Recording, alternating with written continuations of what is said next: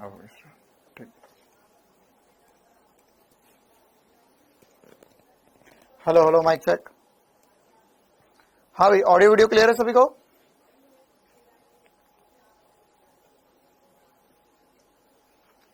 क्या सभी को ऑडियो वीडियो क्लियर है? चलिए तो करते हैं क्लास की शुरुआत।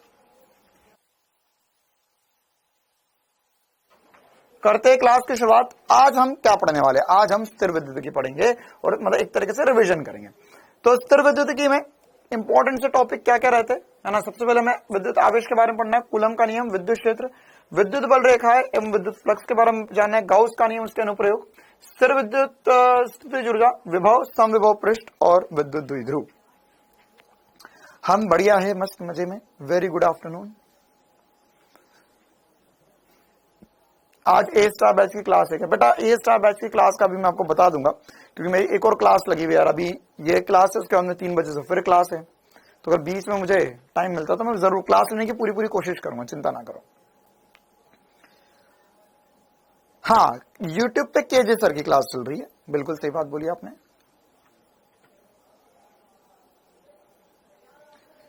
चलो तो करें क्लास की शुरुआत।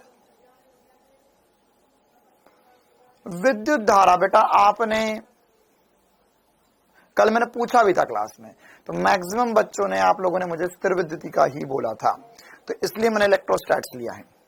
हाँ, ये बैकलॉग सीरीज है।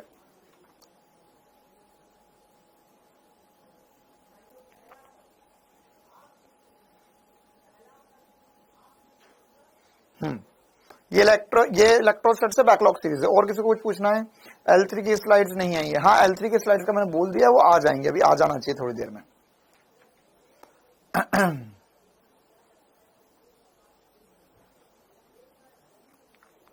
चलिए करें क्लास की शुरुआत।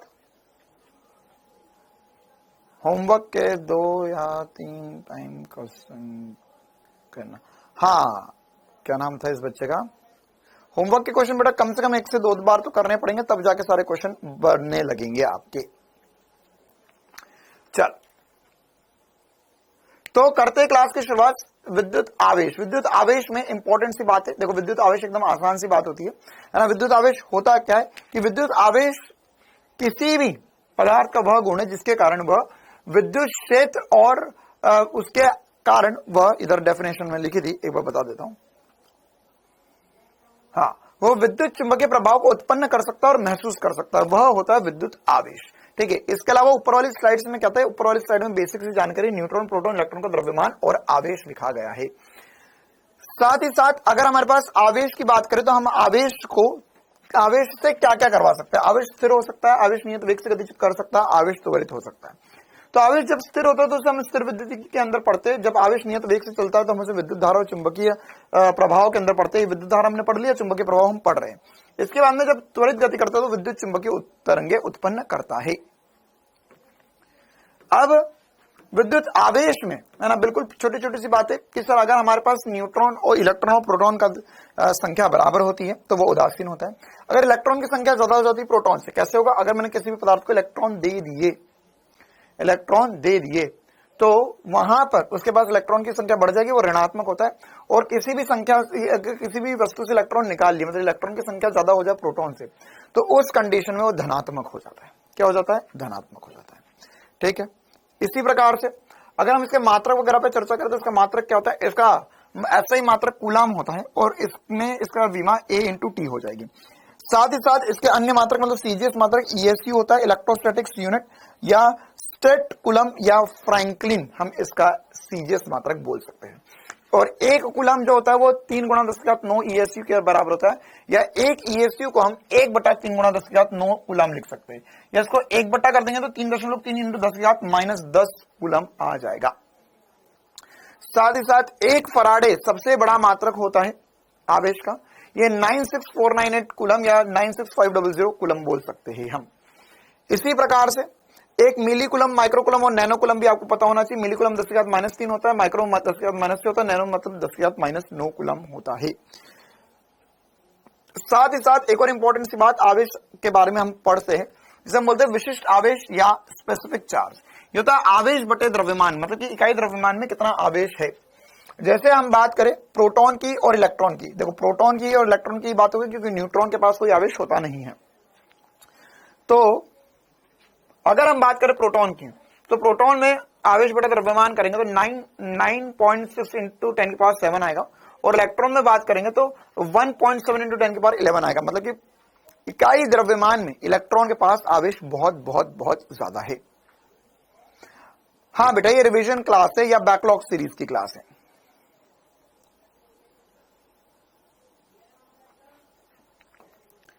चलिए, अब इसके अलावा आवेश के कुछ इंपॉर्टेंट से गुण जो हमें पता होना चाहिए। सबसे बेसिक सी बात कि समान प्रवृत्ति के आवेश होते हैं तो एक दूसरे को प्रतिकर्षित करते हैं, विपरीत प्रवृत्ति के आवेश होते हैं तो एक दूसरे को आकर्षित करते हैं। इसी प्रकार से अगर हम देखें तो आकर्षण पे एक छोटी सी चर्चा करवाई थी मैंने आपसे, क्या कि अगर मेरे पास पॉजिटिव और नेगेटिव आवेश होते हैं एक दूसरे को आकर्षित करेंगे, पॉजिटिव और उदासीन होंगे तो भी एक दूसरे को आकर्षित करेंगे, और उदासीन होंगे तो भी एक दूसरे को आकर्षित कर सकते हैं। मतलब कि यहां पर अगर ये एम द्रव्यमान है, ये एम द्रव्यमान है, तो ये भी एक दूसरे को आकर्षित कर सकते हैं। मतलब क्या होता है कि रिपल्शन इज द, मतलब कि इसका मतलब क्या होता है कि repulsion is the sure test of charge. इसका मतलब ये है कि अगर आपको पता करना है कि कोई भी वस्तु पर आवेश है या नहीं है, तो आप आकर्षण द्वारा हम नहीं पता कर सकते, हमें प्रतिकर्षण द्वारा ही पता करना होगा। क्योंकि आकर्षण तो आवेश हो या ना हो सकता है, लेकिन प्रतिकर्षण कब होता है? केवल जब आवेश होता है तभी।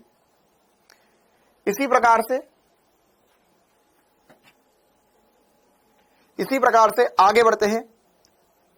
अगला पॉइंट, आवेश अदिश राशि होता है। यह हमें पता है सर कि आवेश के पास दिशा नहीं होती, इसके पास केवल परिमाण होता है। आवेश संरक्षित होता है, मतलब कि आवेश को हम तोड़ नहीं सकते, ना तो हम जोड़ सकते हैं। हम केवल आवेश को एक स्थान से दूसरे स्थान की ओर या एक स्थान से दूसरे स्थान पर ले जा सकते हैं, है ना। कुछ आवेश निकाला जा सकता है, कुछ आवेश दिया जा सकता है। नए इलेक्ट्रॉन नहीं बनाए जा सकते, ना तो नए इलेक्ट्रॉन तोड़े जा सकते हैं या पुराने इलेक्ट्रॉन को तोड़ सकते हैं। आवेश को अदिश रूप से योग किया जा सकता है, आवेश को आप जोड़ घटा सकते हैं। इसी प्रकार से आवेश अपरिवर्तीय राशि है, मतलब आवेश को हम अपरिवर्ती राशि, मतलब कि आवेश को अगर हमने त्वरित किया, मतलब कि अगर मान के तो जैसे द्रव्यमान होता है, तो द्रव्यमान को अगर हम किसी चाल से चलाते, जो चाल जैसे इलेक्ट्रॉन हुआ, प्रोटॉन हुआ, न्यूट्रॉन हुआ, इन बहुत छोटे छोटे कण को, अल्फा कण हुआ, ड्यूट्रॉन हुआ, इन बहुत छोटे कण को हम बहुत तेज चला सकते हैं। और कितना तेज चला सकते हैं? हम इन्हें स्पीड ऑफ लाइट के करीब ले जा सकते हैं। तो अगर हम इसे स्पीड ऑफ लाइट के करीब ले जाएंगे, मतलब कि अगर हमने मान के तो 10⁸ मीटर पर सेकंड स्पीड ऑफ लाइट होती है, 3 × 10⁸ मीटर पर सेकंड, तो हमने इसे चलाया 10⁸ मीटर पर सेकंड, इतना तेज।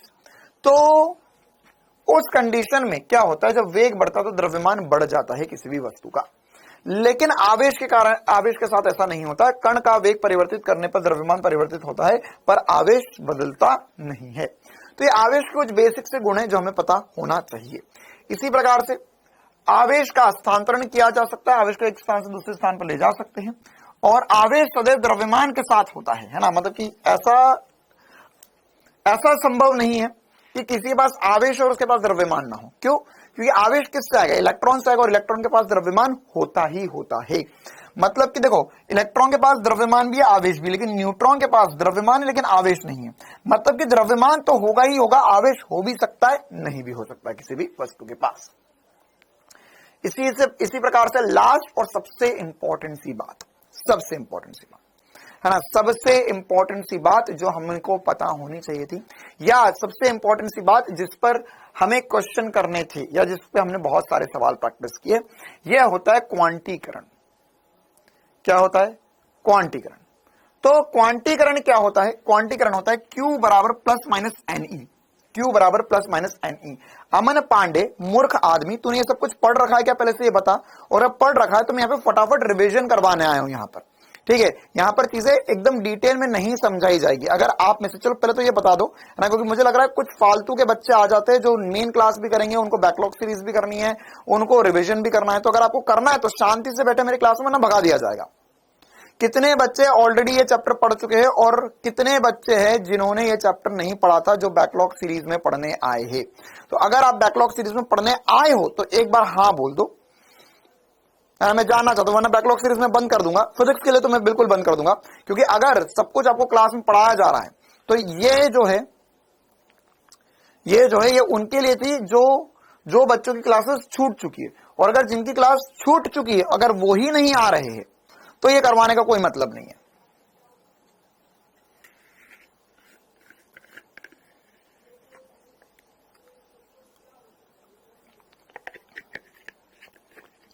दिव्यांशी द्विवेदी, क्या हुआ, आपका नाम क्यों लिया जाए?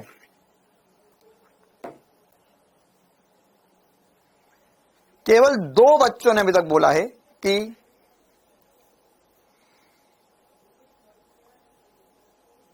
उन्हें पढ़ना था, बाकी सब तो रिवीजन करने ही आए हैं। तो भैया ये रिवीजन तो खुद से भी कर सकते हो, नोट्स खोलो और खुद से करो। ठीक है यार, तो आज मतलब ये फिजिक्स की बैकलॉग सीरीज की आखिरी क्लास ही होगी, है ना। मैं बोल दूंगा कि अब फिजिक्स की बैकलॉग सीरीज की जरूरत नहीं है।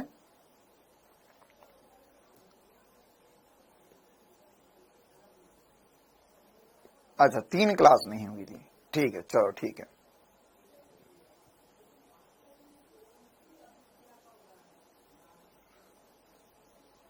चल, तो यहां पर क्वांटीकरण का सिद्धांत एक बहुत इंपॉर्टेंट सी प्रॉपर्टी थी इसमें, या इंपॉर्टेंट सा गुण था जिसपे हम पे सवाल करने थे। हमने ये पढ़ा था कि यार देखो, अगर हमारे पास कहीं पर आवेश हो सकता है, तो आवेश जो है वह किसी भी वस्तु को देंगे या लेंगे। तो आदान प्रदान में क्या किया जा सकता है? सर, आदान प्रदान में हमारे पास जो भी वस्तु है उसमें इलेक्ट्रॉन को या तो निकाल सकते हैं या तो इलेक्ट्रॉन को दे सकते हैं। इलेक्ट्रॉन को निकाल सकते हैं या दे सकते हैं, ठीक है। हम केवल इलेक्ट्रॉन से ही आवेश का आदान प्रदान कर सकते हैं। तो किसी भी वस्तु पे जो आवेश आ सकता है वो क्या हो सकता है? वो हो सकता है n गुणा ई, या ई का मान है 1.6 10 की पावर -19। मतलब कि किसी भी वस्तु पे जो आवेश हो सकता है वो n प्लस माइनस n गुणा ई हो सकता है। n क्या होगा? n 1 2 3 4 5 6 7 8 9 10 कोई भी एक प्राकृत संख्या हो सकती है, ठीक है। तो इसका तात्पर्य क्या हुआ? इसका तात्पर्य ये हुआ कि अगर हमारे पास कहीं पर भी कोई Q आवेश है तो वह होगा Q बराबर NE। क्या होगा? Q बराबर NE के, ठीक है। तो यहां पर जैसे एग्जांपल से इस बात को समझते कि हमारे पास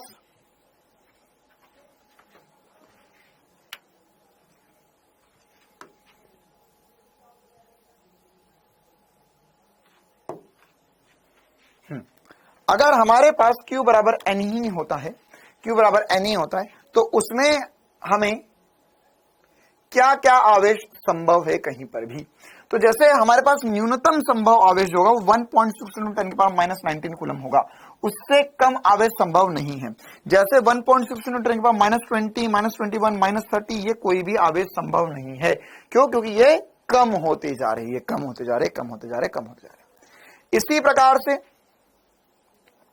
इसी प्रकार से अगर Q बराबर, अगर मैंने बड़ा आवेश लिया, जैसे Q बराबर 6.4 × 10 की पावर -18, तो आप आपसे क्वेश्चन पूछा कि यह आवेश संभव है या नहीं, तो कैसे चेक करोगे संभव है या नहीं? Q बराबर NE कर दो। क्या कर दो? Q बराबर NE। तो Q की वैल्यू कितनी है? 6.4 × 10 की पावर -18। N की वैल्यू निकालना है, E की वैल्यू 1.6 × 10 की पावर -19। इससे डिवाइड कर दोगे तो यहां पर पूरा सॉल्व करके N की वैल्यू 40 आई। मतलब कि N का मान जो है वह एक तरीके से आप बोल सकते हैं कि कोई प्राकृत संख्या है। अगर n का मान डेसिमल में आ जाता है या फ्रैक्शन में आ जाता है तो उस कंडीशन में हमारे पास यह आवेश संभव नहीं होगा, ठीक है ना, वह आवेश संभव नहीं होगा। चलिए, तो यह कुछ बेसिक सी बातें थी, इस पर और भी क्वेश्चंस हमने करे हुए थे। जैसे एक इंपॉर्टेंट सा सवाल कि 1 कूलम आवेश में कितने इलेक्ट्रॉन होते हैं, बोर्ड वालों का फेवरेट सवाल है क्या कि 1 कूलम आवेश में इलेक्ट्रॉन की संख्या निकालिए, या एमसीक्यू वगैरह आते थे तो उसमें तो 100% आता ही आता है। अच्छा, इस बार कितने बच्चों के बोर्ड में एमसीक्यू आएंगे? वैसे मुझे लग रहा है बहुत सारे बोर्ड से हटा दिए गए। अब फिर से वही एक लाइन, 1 नंबर के, 2 नंबर के, 3 नंबर के, 5 नंबर के क्वेश्चन आएंगे। कितनों के एमसीक्यू आएंगे? कितने बच्चों के एमसीक्यू आएंगे? कौन सी बोर्ड में आएंगे?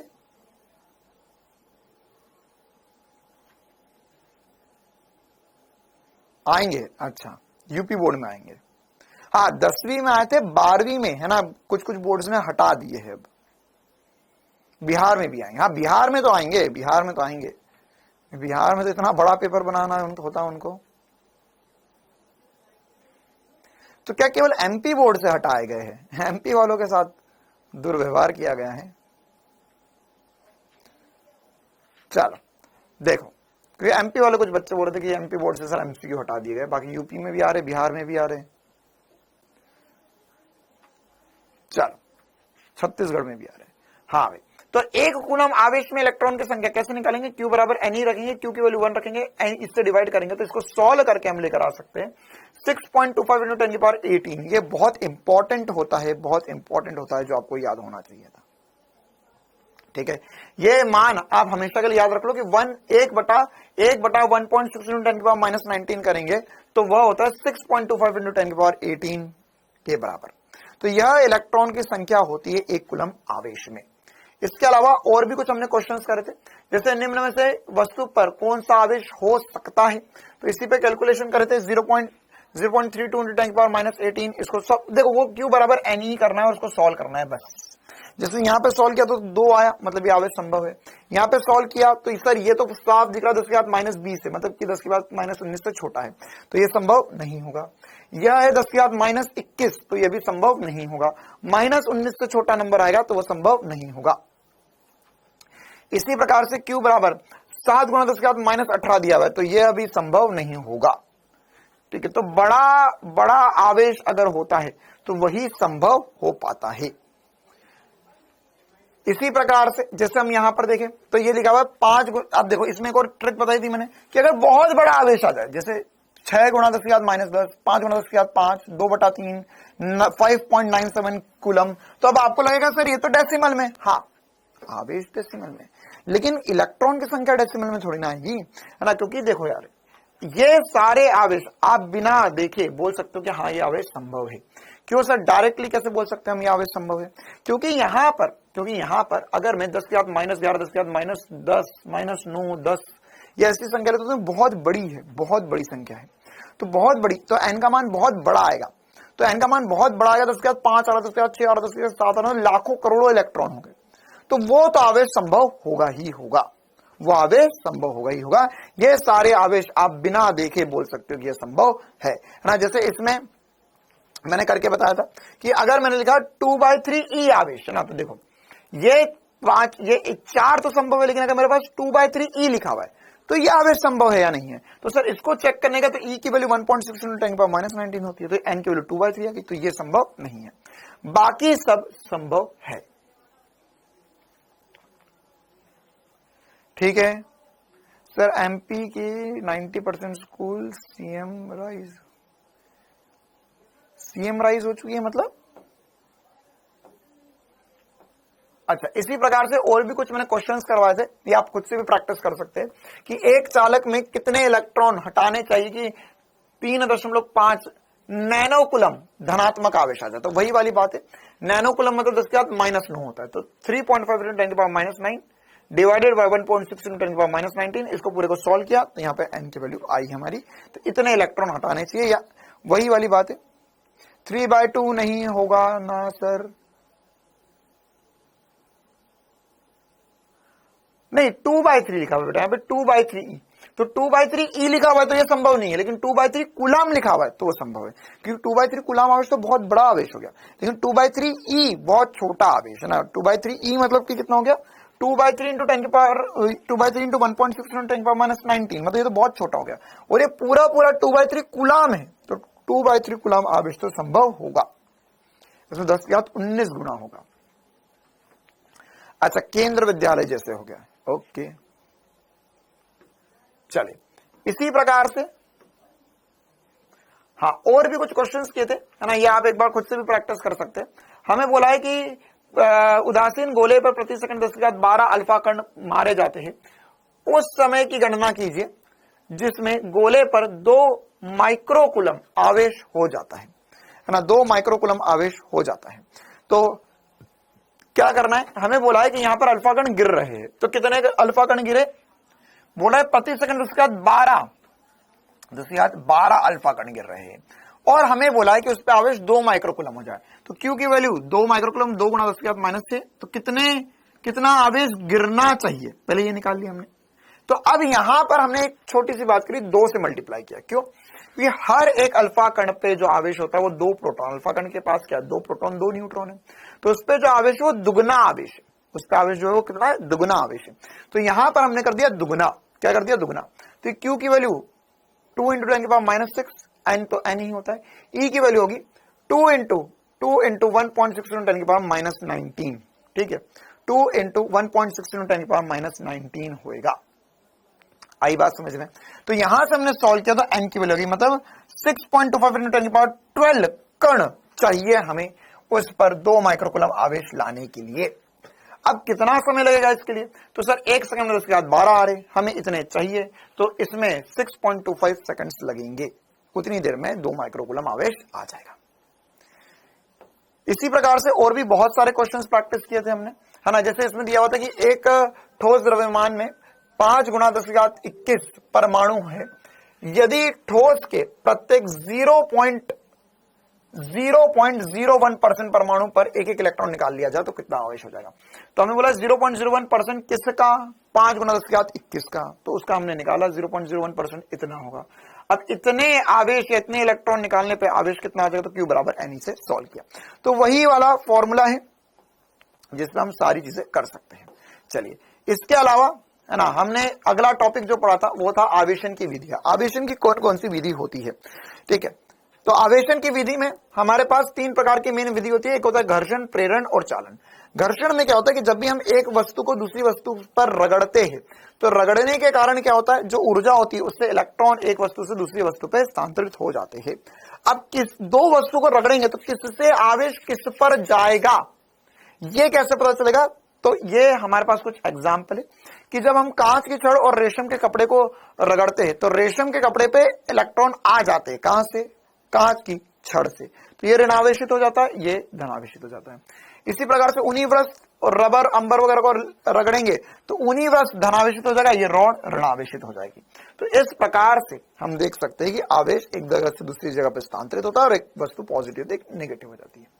प्रेरण के द्वारा आवेशन में क्या होता है बेटा कि अगर मान के चलो हमारे पास एक वस्तु है जो उदासीन है, दूसरी वस्तु आवेशित है, तो क्या होता है प्रेरण में और चालन में, दोनों में बस इतना सा डिफरेंस है कि प्रेरण में हम टच नहीं करते दूसरी वस्तु को, चालन में दूसरी वस्तु को टच करना होता है।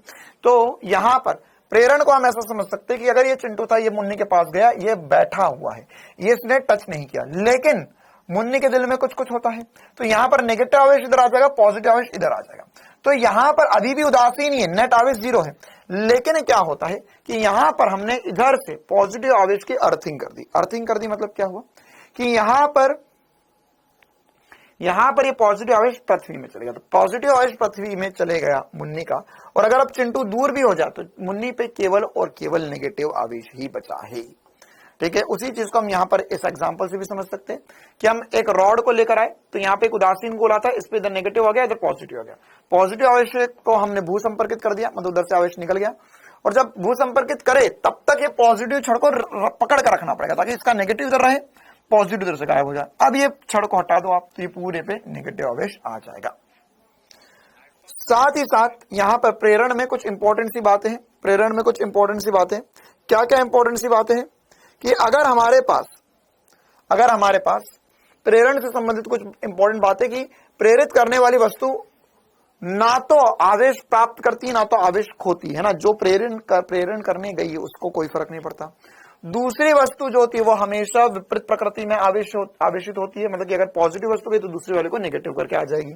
साथ ही साथ प्रेरित आवेश प्रेरित करने वाली वस्तु से कम या बराबर हो सकता है परंतु अधिक नहीं हो सकता है ना। इसका अर्थ क्या है कि अगर हमारे पास ये दूसरी वस्तु है इस पे इसके बराबर आवेश हो सकता है, इससे ज्यादा नहीं आ सकता।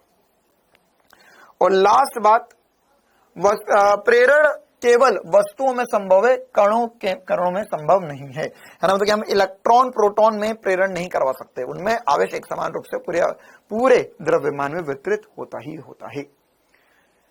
साथ ही साथ यहां पर चालन में क्या होगा, चालन में एक अगर एक आवेशित वस्तु दूसरी वस्तु को जाकर टच कर देगी तो दोनों पर आवेश रीडिस्ट्रीब्यूट हो जाएगा या अपने आप को रीएडजस्ट कर लेगा आवेश, ठीक है, दोनों को मिलकर पूरा आवेश बह जाएगा।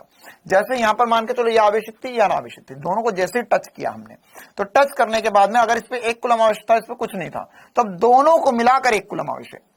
तार काटोगे तो आधा आधा बढ़ जाएगा, अगर त्रिज्या समान होगी तो आधा आधा बढ़ जाएगा, त्रिज्या समान नहीं होगी तो कितना कितना आवेश मिलेगा, आवेश व्यक्त क्रमानुपाती होगा या आवेश व्यक्त क्रमानुपाती होगा त्रिज्या के, आवेश समानुपाती होगा त्रिज्या के और आवेश घनत्व व्यक्त क्रमानुपाती होगा त्रिज्या के।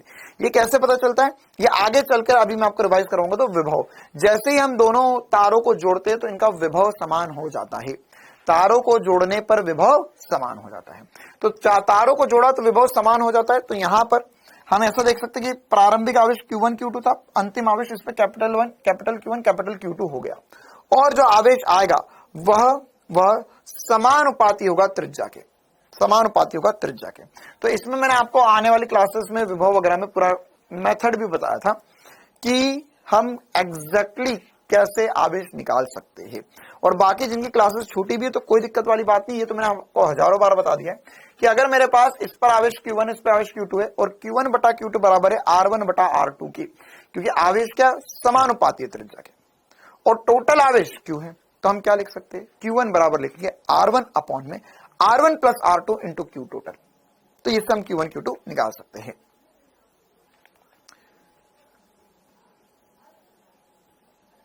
क्या हो गया बेटा, किससे क्या समस्या आ गई?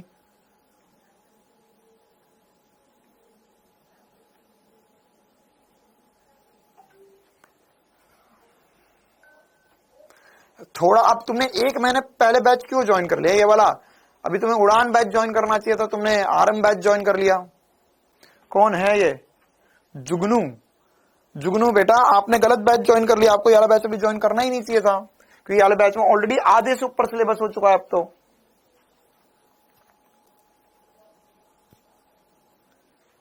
चलो हाँ भाई, और आवेश घनत्व व्यक्त क्रमानुपाती होता है त्रिज्या के। आवेश घनत्व क्या होता है, आवेश बटे में क्षेत्रफल। आवेश घनत्व क्या होता है, आवेश बटे में क्षेत्रफल होता है।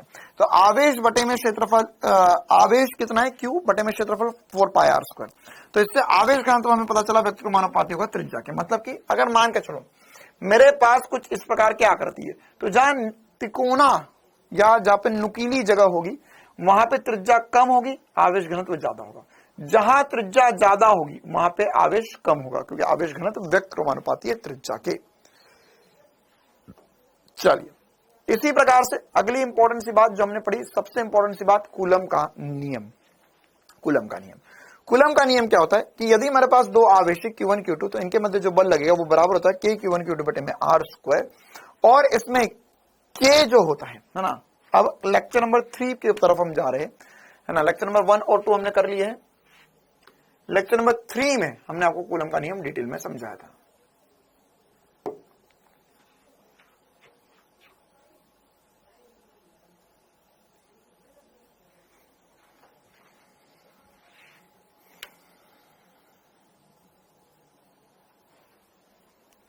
चलिए, तो लेक्चर नंबर 3 में हमने क्या क्या पढ़ा था।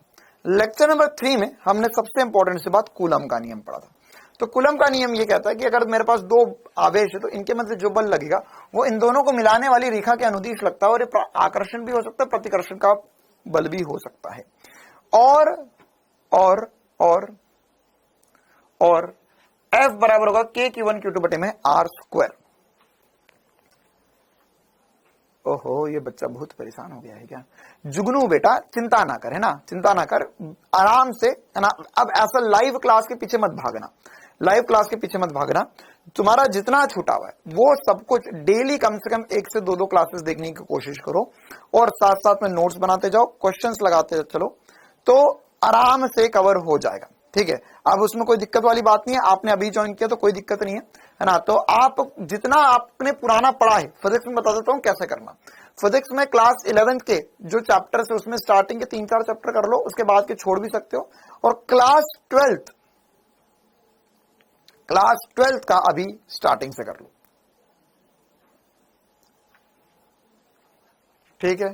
चलिए हाँ भाई, तो अब यह सबसे पहली बात तो बिंदु आवेशों के लिए होता है कूलाम का नियम, और इसमें के जो होता है वो स्थिर विद्युत नियतांक होता है, इलेक्ट्रोस्टैटिक कांस्टेंट, जिसका मान होता है 9 × 10⁹ न्यूटन मीटर स्क्वायर पर कूलम स्क्वायर, है ना। ये कैसे निकाला, ये यहां से इसका यूज करके निकाला, F × R² अपॉन में Q1 Q2, तो ये मात्रक हो जाएगा F R² मतलब मीटर स्क्वायर, Q1 Q2 मतलब कूलाम का स्क्वायर, ठीक है। इसी प्रकार से इसकी विमा भी हमने कैलकुलेट करी, यहाँ पे हर एक की विमा, एफ की विमा, दूरी की विमा, आवेश की विमा रख के टोटल विमा कैलकुलेट कर ली। अब के ऊपर हमने बहुत इंपॉर्टेंट सी चर्चा करी थी, के की इंपॉर्टेंट फीलिंग वाली बात है क्या, कि के क्या होता है। के जो होता है, के बराबर एफ बराबर होता है के Q1 Q2 बटे में R², के जो होता है 1/4 पाई एप्सिलॉन नॉट होता है, या यह माध्यम पर निर्भर करता है। यह अक्सर में यह बता रहा है हमें कि किसी भी माध्यम से कितनी बल रेखाएं निकल सकती है, जितनी ज्यादा बल रेखाएं निकलेगी, जितनी ज्यादा बल रेखाएं निकलेंगी उतना बढ़िया माध्यम होगा और उतना ज्यादा बल लगा पाएगा कोई एक आवेश दूसरे आवेश पर। अभी किससे पता चलता है, ये पता चलता है एप्सिलॉन नॉट से, विद्युतशीलता से, है ना। यह क्या होता है कि अगर किसी भी माध्यम से निकलने वाली बल रेखाओं की संख्या ज्यादा है तो उसके लिए एप्सिलॉन नॉट या परमिटिविटी ऑफ फ्री स्पेस उसकी ज्यादा होगी। और यह हवा के लिए या निर्वात के लिए एप्सिलॉन नॉट बोलेंगे, अन्य माध्यम के लिए हम बोलेंगे इसे एप्सिलॉन। अन्य माध्यम के लिए हम एप्सिलॉन नॉट नहीं बोलेंगे, अन्य माध्यम के लिए एप्सिलॉन बोलेंगे। अब ये एप्सिलॉन और एप्सिलॉन नॉट में क्या संबंध होता है, देखो ये वैसी ही बात है कि मैंने वायु के लिए निकाल ली, अब हर एक माध्यम के लिए अलग अलग निकालूंगा तो ऐसे तो याद ही नहीं कर पाऊंगा मैं कुछ भी। हर एक के लिए अलग अलग वैल्यू निकालेंगे तो याद तो कर ही नहीं पाएंगे। तो उसके लिए क्या चक्कर चलाया हमने, उसके लिए क्या चक्कर चलाया, उसके लिए हमने ये बोला कि यार हम एक पद निकालते हैं जिसे बोलते हैं आपेक्षित विद्युतशीलता, मतलब वायु के आप सापेक्ष कितना ज्यादा है कितना कम है विद्युतशीलता किसी भी माध्यम की, तो वो हम बोलेंगे एप्सिलॉन आर। तो एप्सिलॉन आर होगा माध्यम की विद्युतशीलता बटे में वायु की विद्युतशीलता, एप्सिलॉन बटे में एप्सिलॉन नॉट होएगा। अब यहां पर एप्सिलॉन नॉट की वैल्यू कितनी होती है, ये होती है 8.85 × 10⁻12। कैसे लाए, इसको सॉल्व करके। तो अगर अन्य माध्यम के लिए लिखना है हमें, तो अन्य माध्यम के लिए लिखेंगे वायु के लिए विद्युतशीलता इंटू उसकी आपेक्षित विद्युतशीलता, ठीक है। वायु के साथ कितना कम कितना ज्यादा है। इसी प्रकार से एक दो और एग्जांपल करते हैं, जैसे पानी के लिए अगर एप्सिलॉन आर की वैल्यू 81 है तो इसका मतलब क्या हुआ, इसका मतलब क्या हुआ, इसका मतलब यह हुआ कि वायु के लिए हमने लिखा बल दो आवेशों के मध्य 1/4 pi epsilon not Q1 Q2 बटे में R²। पानी के लिए लिखेंगे 1/4 पाई एप्सिलॉन Q1 Q2 बटे में R²। ये एप्सिलॉन को लिख सकते हैं epsilon R into epsilon naught. तो कुल मिला के अगर आप चाहो कि किसी अन्य माध्यम में कितना बल लगेगा, कितना बल लगेगा, तो वो हो जाएगा F0 बटे में एप्सिलॉन आर हो जाएगा। क्या हो जाएगा, F0 बटे में एप्सिलॉन आर हो जाएगा। तो यह F बराबर होगा F0 बटे में एप्सिलॉन आर। तो यह वायु, ये एप्सिलॉन आर कहां से आ गया, क्योंकि 1/4 pi epsilon not Q1 Q2 बटे में R² तो मेरा वायु में बल था, तो ये वायु में बल बटे में एप्सिलॉन आर हो गया किसी अन्य माध्यम में दो आवेशों के मध्य बल। तो ये होगा एप्सिलॉन नॉट अपॉन में एप्सिलॉन आर की वैल्यू 81 आ गई, क्या गई, 81 आ गई, ठीक है।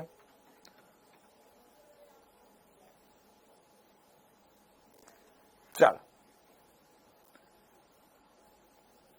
हाँ, तो कूलम के नियम का सदिश रूप अब हमें पढ़ना है। क्या हो गया, बैच 1 में वायरस आ गया, बहुत ही बढ़िया।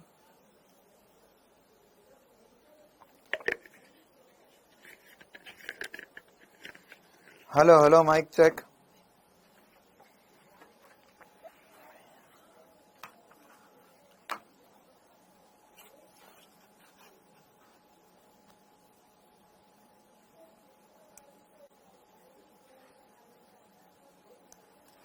Hello hello, mic check. हाँ, चलेगी क्लास, चलेगी।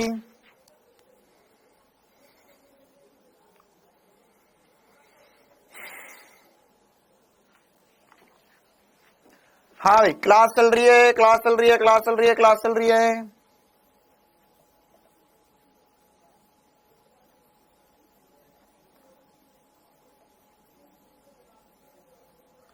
चलेगी class. Hello hello, mic check.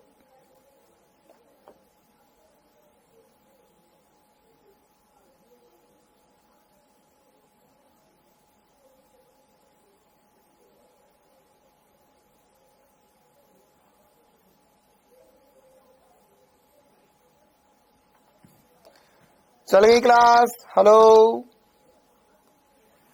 चलो, हाँ चल गई, बहुत ही बढ़िया। तो अब कूलम के नियम का सदिश रूप में बस ये है कि हमें दिशा देखनी होती है। तो हमें बल की दिशा ऑलरेडी पता है कि सर दो पॉजिटिव आवेश होंगे तो एक दूसरे को प्रतिकर्षित करेंगे, नेगेटिव होंगे प्रतिकर्षित करेंगे, पॉजिटिव नेगेटिव होंगे तो आकर्षित करेंगे। बस हम इसको सदिश रूप में लिखना चाहते हैं। तो सदिश रूप में कैसे लिख सकते हैं हम इसे?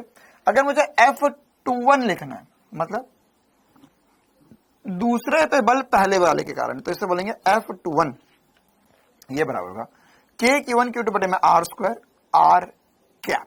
R कैप मतलब क्या हो गया? इसकी दिशा जो है आर की दिशा में, मतलब अगर मैंने यहां से दूरी मापी तो मैंने बोला दिशा ये रही, इस दिशा में देखना है, तो इस दिशा में देखना है तो यहां पर हो जाएगा बल into R cap, R cap. ठीक है, इसी प्रकार से हम आर कैप को लिख सकते हैं आर सदिश बटे में इसका परिमाण, परिमाण परिमाण मल्टीप्लाई हो गया आर की घात 3 हो जाएगा, तो के Q1 Q2 बटे में आर क्यूब इंटू आर सदिश हो जाएगा। क्या हो जाएगा? आर सदिश हो जाएगा। अच्छा, अब अगर मैं F12 देखूंगा, मतलब कि पहले पे बल दूसरे वाले के कारण, तो ये R की विपरीत दिशा में, R इस दिशा में बल इस दिशा में, तो इसलिए यहाँ पे एक नेगेटिव साइन आ गया। तो हम इसको ऐसे सदिश रूप में लिख सकते हैं। और इससे हम ये भी प्रूव कर सकते हैं, कि सर F12 जो होगा वह नेगेटिव टाइम्स होगा F21 के, है ना, ये एक दूसरे के नेगेटिव होंगे, बल विपरीत दिशा में है। इसी प्रकार से अगली बात जो इंपॉर्टेंट से पढ़ी हमने, वो क्या था? अध्यारोपण का सिद्धांत। अध्यारोपण का सिद्धांत क्या होता है? अध्यारोपण का सिद्धांत होता है कि अगर मेरे पास एक आवेश है, उसके आसपास काफी सारे आवेश है, तो उस आवेश पे लगने वाला परिमाणी बल क्या होगा, तो वह कैसे निकालेंगे हम? अगर मैं लिखूं F1, तो F1 क्या है सर? इन दोनों के मध्य बल, तो जगह K1 ये Q1 आवेश है, कैपिटल Q है, तो Q1 Q अपॉन में R1 का स्क्वायर, ये दूरी है R1 का स्क्वायर हो जाएगा। इसी प्रकार से ये वाला बल, इसी प्रकार से ये वाला बल, इन तीनों का परिमाणी निकालना है, मतलब कि हमको सदिश रूप से योग करना है। क्या करना है? सदिश रूप से योग करना है। ठीक है, तो सदिश रूप से योग मतलब अगर एक से ज्यादा आवेश होंगे तो उन सबका सदिश रूप से योग कर सकते हैं हम। अच्छा, अब इसमें मैंने बहुत सारे भर के आपको सवाल प्रैक्टिस करवाए थे। जैसे पहला सवाल था कि अगर हमारे पास दो आवेशों के मध्य बल F लग रहा है, अगर मैंने बोला कि एक गोले से 50% आवेश दूसरे गोले पर स्थानांतरित कर दिया जाए तो नया आवेश क्या होगा? तो इस प्रकार के सवाल नीट के एग्जाम में पूछे जा चुके हैं काफी बार। गौतम बेटा क्लास चल रही है, तो यहां पर से अगर मैं देखूं तो इसमें से आवेश निकालकर इसे दे दिया, तो यहां से आवेश Q/2 कम होगा, तो इसमें हो जाएगा Q - Q/2, और इसे आवेश मिल गया तो इसमें होगा Q + Q/2, तो 3Q/2 हो जाएगा। तो इसमें आवेश Q/2, इसमें आवेश 3Q/2, तो हम लिख सकते हैं K Q1 Q2 बटे में R का स्क्वायर, K Q1 Q2 बटे में R का स्क्वायर। तो यहां पर नया वाला बल जो आ जाएगा वो 3/4 आएगा पुराने वाले के। तो इस प्रकार के काफी सारे क्वेश्चंस हमने क्लासेस में प्रैक्टिस करे हैं, तो आप ये एक बार खुद से प्रैक्टिस कर सकते हैं। नीट वाला सवाल बता देता हूं 2019 में जो पूछा गया था। हेलो माइक चेक किया, कितने सारे बच्चे क्लास? बेटा क्लास चल रही है। तो यहां पर ये दो बिंदु आवेश है Q1 A और B, तो यहां पर एक आवेश है +Q, एक आवेश है -Q। अब क्वेश्चन में बोला था कि यदि A का 25% आवेश B को दे दिया जाए तो क्या होगा? A का 25% आवेश B को दे दिया जाए, मतलब A में से 25% इसे दे दिया, 25% मतलब 1/4 होता है, तो इसका 1/4 निकाला तो 3/4 बचा, इसका -Q है तो इसमें 1/4 देंगे तो -3/4Q बचेगा। इसको सॉल्व करेंगे तो 9/16 गुना आ जाएगा। कितना आ जाएगा? 9/16 गुना बल हो जाएगा। चलिए, कृति मीना बिटिया, आपके इस टेस्ट में 550 नंबर आए, हर टेस्ट में नहीं आ रहे, कम से कम 2 से 3 टेस्ट में लेकर आओ, आपको अपने आप A* मिल जाएगा ना। वहां पे ऐसी प्रोग्रामिंग कर दी कि 3 टेस्ट लगातार अगर आपके बढ़िया नंबर आएंगे तो आपको A* मिल जाएगा, और 3 टेस्ट लगातार अगर आपके नंबर कम होंगे तो आप A* से बाहर भी हो जाओगे। चलो ठीक है, ये वाले क्वेश्चन भी सेम ही कंसेप्ट पर बेस्ड है।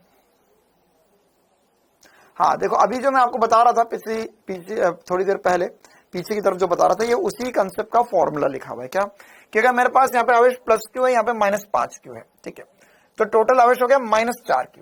अब अगर हमने इन दोनों को जोड़ दिया तो नया आवेश क्या आ जाएगा? तो उसके लिए यही फॉर्मूला Q1/Q2 बराबर होगा R1/R2 के। तो यहां पर हम क्या लिख सकते हैं?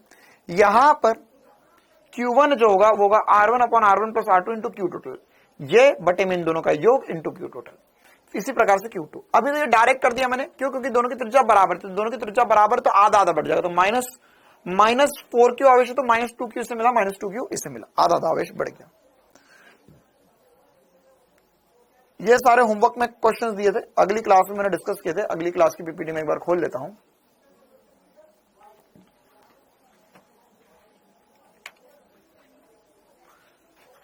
अगली क्लास की तरफ चलते हैं।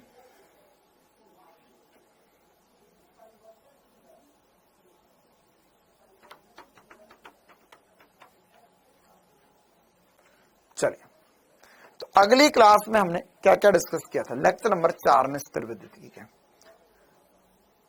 तो स्थिर विद्युतिकी के लेक्चर नंबर 4 में मैक्सिमम मैंने क्वेश्चन ही प्रैक्टिस करवाए थे। जो क्वेश्चंस अभी मैंने आपको बताया उस टाइप के क्वेश्चन बहुत सारे प्रैक्टिस करे हैं हमने। इसमें जो क्वेश्चन इंपॉर्टेंट है, जो बच्चों को मैक्सिमम डाउट जाता है, वाले क्वेश्चंस बता देता हूं मैं आपको। हाँ, जैसे ये वाला एक क्वेश्चन है जो मैक्सिमम बच्चों को डाउट में जाता है कि दो समान तथा हमारे पास दो आवेश है हवा में और सजातीय मतलब कि एक जैसे आवेश जो 5 सेंटीमीटर दूरी पर रखे हुए और 0.144 न्यूटन बल से प्रतिकर्षित होते हैं। आवेश का परिमाण ज्ञात कीजिए। अब आपको आवेश का मान ज्ञात करना है, तो कैसे करेंगे? हमारे पास फॉर्मूला तो वही है सर, F बराबर K Q1 Q2 बटे में R स्क्वायर। फिर क्या किया हमने? F की वैल्यू रखी, R की वैल्यू रखी, K की वैल्यू रखी, Q की वैल्यू निकालनी थी, बस इसको ही सॉल्व करना होता है। तो कैसे सॉल्व कर सकते हैं इसमें? यहां पर सर ये वाला पद इधर ले गए, ये इधर नीचे लिया डिवाइड में, यहां से पॉइंट हटाया 10⁻³ आ गया। उसके बाद में यह देखो, अब उसके बाद में मैंने एक छोटी सी चालाकी करी। क्या? ये Q स्क्वायर था, बाकी सबको नहीं छेड़ा मैंने। क्यों नहीं छेड़ा मैंने? क्योंकि ये एक्चुअल में Q स्क्वायर है, तो इसका वर्गमूल लेना होगा मेरे को। क्या लेना होगा? वर्गमूल लेना होगा। तो देखो यहां पर है 144 का वर्गमूल 12 होगा। इसी प्रकार से 5 गुना 10⁻² है, इस पे पूरे पे वर्ग है, तो इसका वर्गमूल तो वही बन जाएगा। यह है सर 10 की घात, ये 9 का वर्गमूल 3 आ गया। ये 10 की घात 3 है, 10 की घात 9 है, तो ये मिलकर 10 की घात 6 बनाएंगे, 10 की घात 6 बनाएंगे और यहां पर इसका वर्गमूल भी आ जाएगा। ठीक है, तो इसमें यहां पर हमने इसे इसका वर्गमूल लेकर इसे 10 की घात 6 लिख दिया। ठीक है, और उसके बाद में इस पूरे को सॉल्व करते गए हम। तो यहां से अच्छा ध्यान रखना, आंसर हमें माइक्रो कूलम में चाहिए। आंसर किसमें चाहिए? हमें माइक्रो कूलम में चाहिए।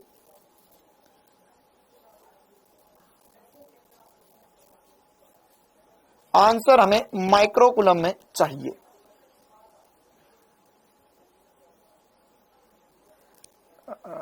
9 और 3 ठीक है। देखो तो यहां पर ये 9 और 3 12 होगा, उस पे 1/2 घात करी तो 6 बचेगा। ठीक है, फिर उसके बाद में मैंने इसको कैंसिल आउट किया और उस पूरे को सॉल्व किया, 0.2 माइक्रोकूलम आया। ये क्वेश्चन एक बार आपको पूरा फिर से सॉल्व करना होगा। ठीक है, हाँ, गुंजन दुबे, ठीक है बेटा, मैं आपको एक बार डाटा चेक करवा देता हूं।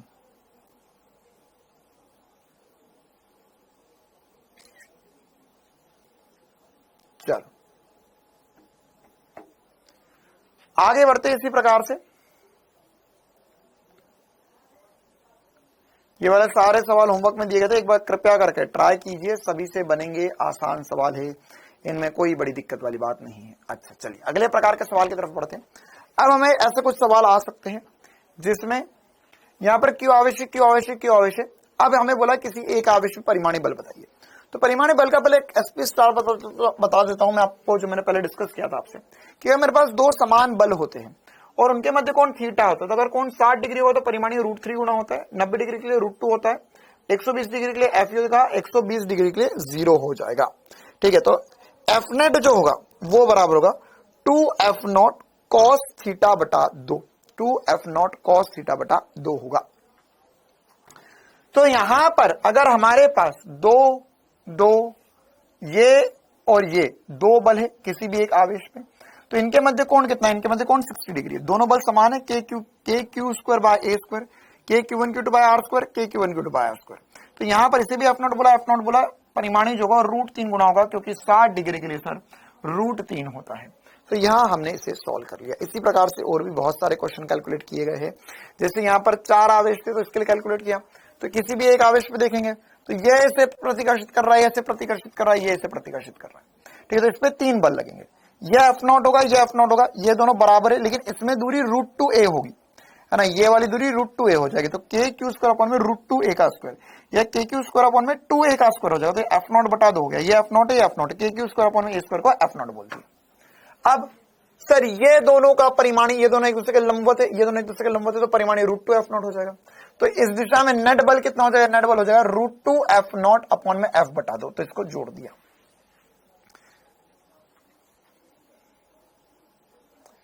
ठीक है। चलिए आगे बढ़ते हैं और भी कुछ क्वेश्चंस की तरफ। उसी प्रकार से वाला क्वेश्चन भी था, ये आपसे आराम से बन जाएगा।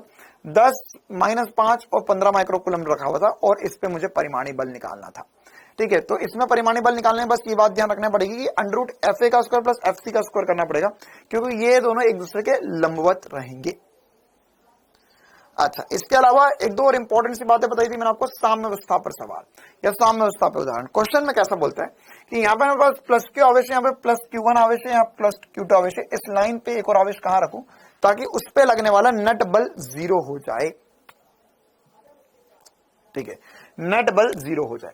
मतलब कि यहां पर कहां पर आवेश रखा जाए उस पर परिमाणी बल 0 हो जाए। तो हमने चेक किया, हमने बोला यहां रख देते हैं, तो ये पॉजिटिव आवेश दोनों एक दूसरे को प्रतिकर्षित करेंगे, ये भी प्रतिकर्षित करेगा, तो यहां पर कभी 0 नहीं हो सकता, यहां पर कभी भी नेट बल 0 नहीं हो सकता स्मॉल q पे। बीच में ही कहीं रखना पड़ेगा, क्यों, क्योंकि ये इसे प्रतिकर्षित करेगा तो बल इस तरफ लगेगा, ये इसे प्रतिकर्षित करेगा बल उधर लगेगा, नेट दोनों विपरीत दिशा में, तो 0 हो जाएगा। तो यह दूरी हमने बोला यहां से x हो जाए, यहां से r - x हो गई। पूरा सॉल्व किया हमने। तो सॉल्व करने के बाद में हमें पता चला सर कि यहाँ पर Q1 बटा Q2, ये कुछ नहीं करा, दोनों बल लिख दिए, दोनों को बल को आपस में बराबर कर दिया, क्योंकि परिमाण अनुसार दोनों एक दूसरे के बराबर होने चाहिए, तभी नेट 0 हो पाएगा।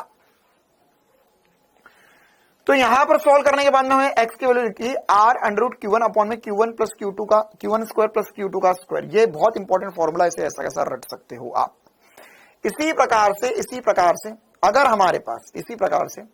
अगर हमारे पास क्वेश्चन में ऐसा हो जाए कि एक Q1 आवेश है, एक -Q2 आवेश है, एक +Q1 आवेश है, एक -Q2 आवेश है, तो उस कंडीशन में क्या होगा, एक Q1 आवेश है, एक -Q2 आवेश है, तो उस कंडीशन में क्या होगा। तो सर उस कंडीशन में हम लिख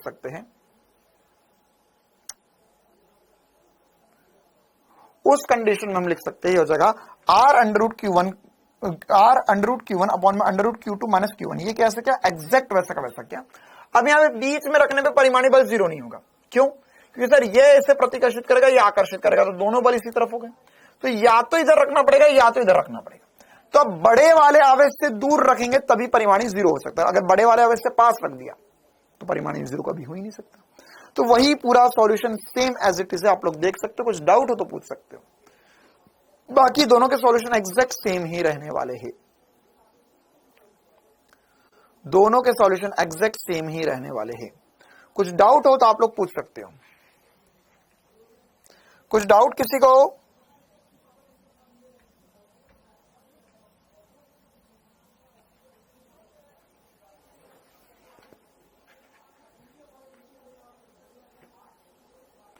यार ये कमेंट लाइक वाली समस्या अभी मैं सुधारता हूं, है ना। मैं अभी टेक्निकल टीम वालों को बोलता हूं एक कौन सा बकवास सा फीचर डाल रखा है आपने, इसे हटाओ, है ना। कमेंट लाइक करवाने से कुछ नहीं होता है, तो ये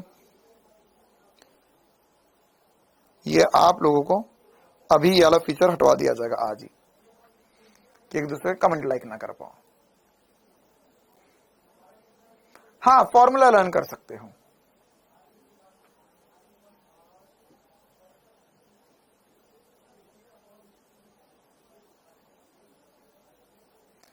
हाँ, प्लस या माइनस की तरफ नहीं रखना, जो बड़ा आवेश होगा उससे दूर रखना। तो Q2 बड़ा है, तो Q2 बड़ा, तो इससे दूर रखेंगे हम, Q1 के करीब रखेंगे, तब नेट 0 हो पाएगा।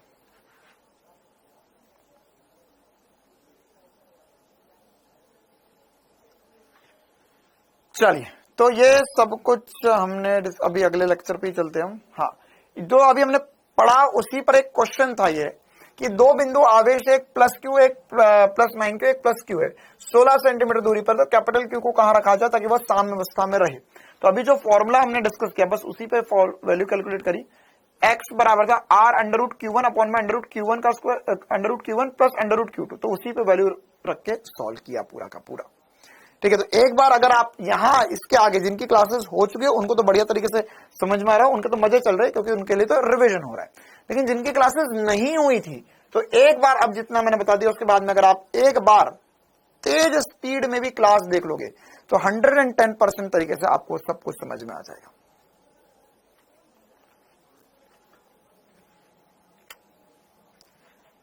चलिए, स्थिर विद्युत की का लेक्चर नंबर 5, इसमें अब हमने चर्चा करी थी विद्युत क्षेत्र के ऊपर। विद्युत क्षेत्र क्या होता है, उससे जुड़ी क्या क्या इंपॉर्टेंट सी बातें होती है वह अब हमने डिस्कस किया था। तो वही सब कुछ अब मैं आपके साथ डिस्कस करना शुरू करता हूं। देखो, बल में क्या होता है, बल में मेरे पास दो आवेश चाहिए ही चाहिए होते हैं। जब बल लगेगा तो दो आवेश चाहिए ही चाहिए, उनके मध्य बल होता है।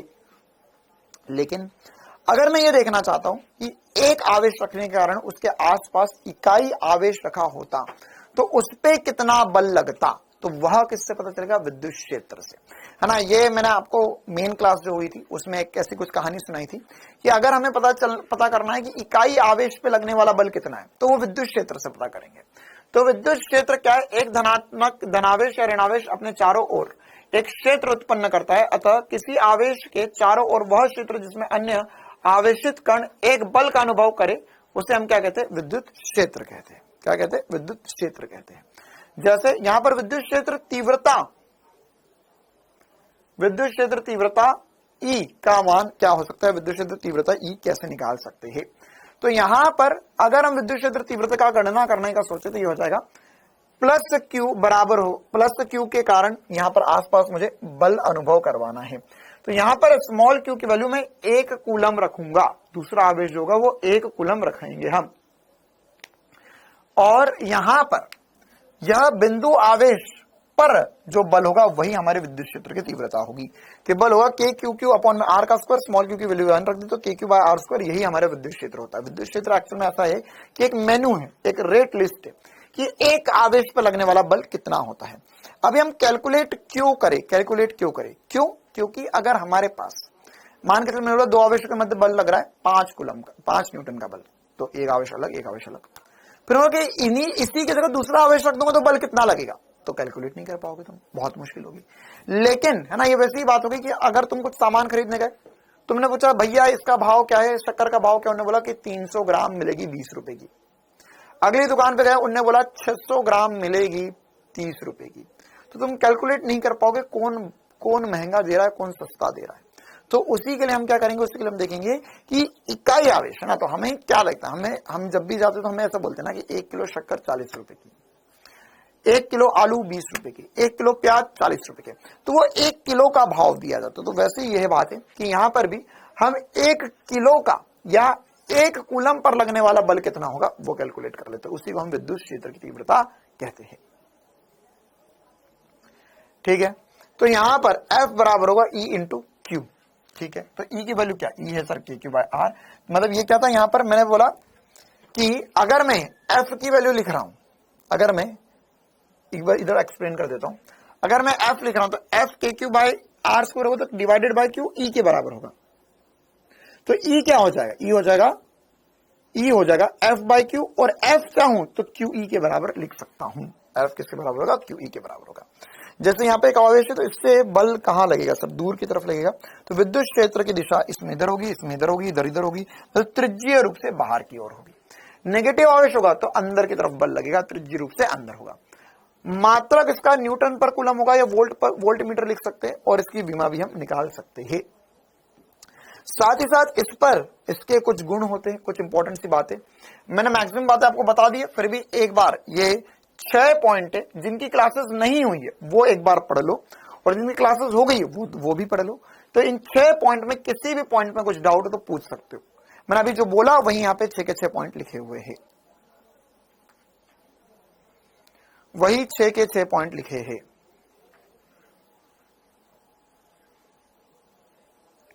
हाँ चिंता ना करो, आज ही मैं टेक्निकल टीम वालों को बोल दूंगा कि ये लाइक वाला सिस्टम हटाया जाए कमेंट में से।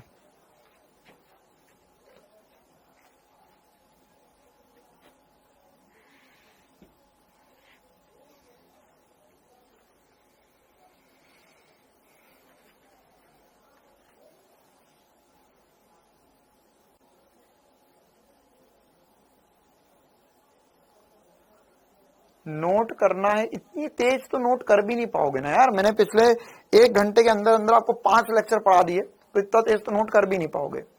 ठीक है, तो ये नोट तो आपको जो पीडीएफ मिल चुकी उसी में से करना है।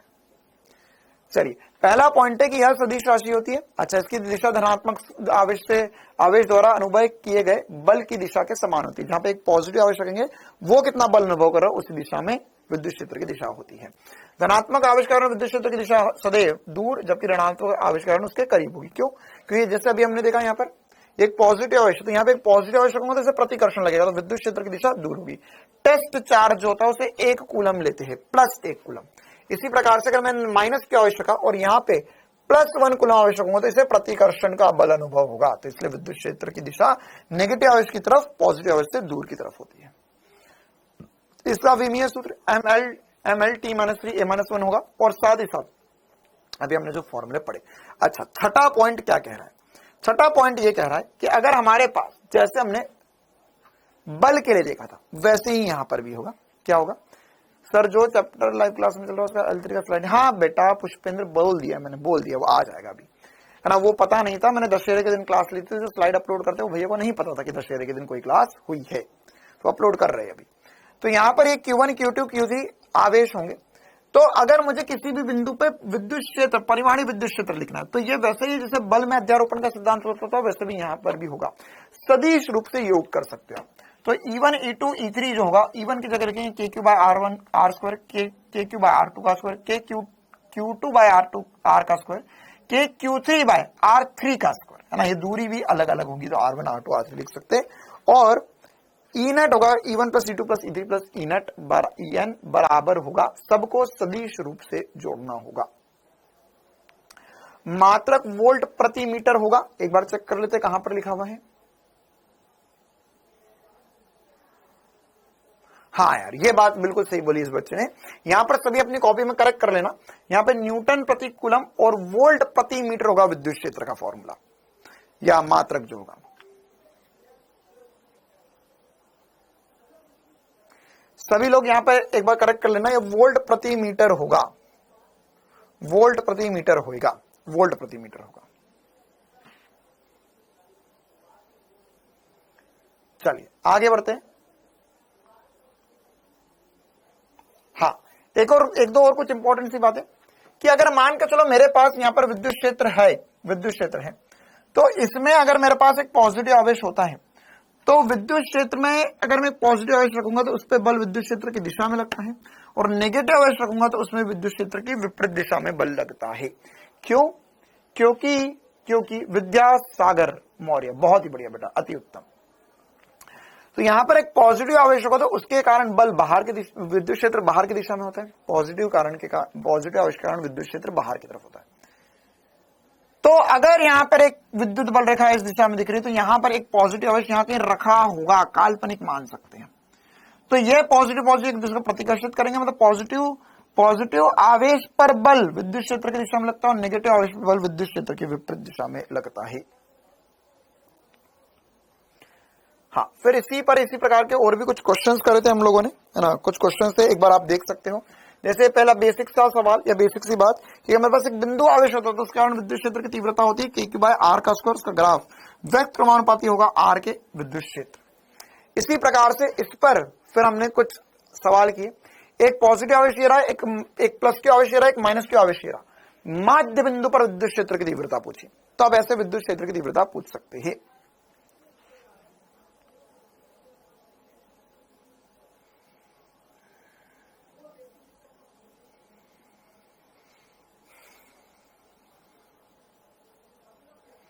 हाँ निशा बिटिया, अगर आपने पुराने चैप्टर के नोट्स बना रखे तो क्लास कर लेना, भाई नोट्स नहीं बनाओगे तो भी चलेगा। चलिए, तो E1 क्या होगा जाएगा? E1 हो जाएगा सर के ये वाले आवेश, तो पहले तो दिशा देखनी पड़ेगी। तो सर इस वाले आवेश के कारण दिशा उधर होगी, माइनस के कारण भी माइनस की तरफ दिशा होती है। देखो प्लस से दूर माइनस की तरफ, तो दोनों जुड़ जाएंगे, E1 प्लस E2 होगा। तो होगा KQ बाय R बाय 2 का स्क्वायर, और E2 जो होगा वो जगह K2Q बाय R बाय 2 का स्क्वायर, 2Q है ना, या माइनस Q की जगह क्या लिख देंगे, 2 माइनस Q की जगह 2Q मैंने परिमाण लिखा क्योंकि मैंने पहले दिशा ले ली है ऑलरेडी, तो इन दोनों की दिशा इधर ही होगी, तो ये नेट हमारे पास E नेट आ जाएगा। साथ ही साथ इस पे और भी कुछ क्वेश्चंस है ना। सबसे इंपॉर्टेंट सी बात कि अगर हमारे पास एक त्रिभुज है, चतुर्भुज है या एक बहुभुज है और उनके कोनों पे समान आवेश रखे, तो उसके केंद्र पर हमेशा विद्युत क्षेत्र की तीव्रता शून्य होगी। क्यों? क्योंकि यहां पर ये बल इधर लगेगा, ये बल इधर लगाएगा, ये बल इधर लगाएगा, तीनों समान बल है, नेट 0 हो जाएगा, है ना। ऐसा ही हमारे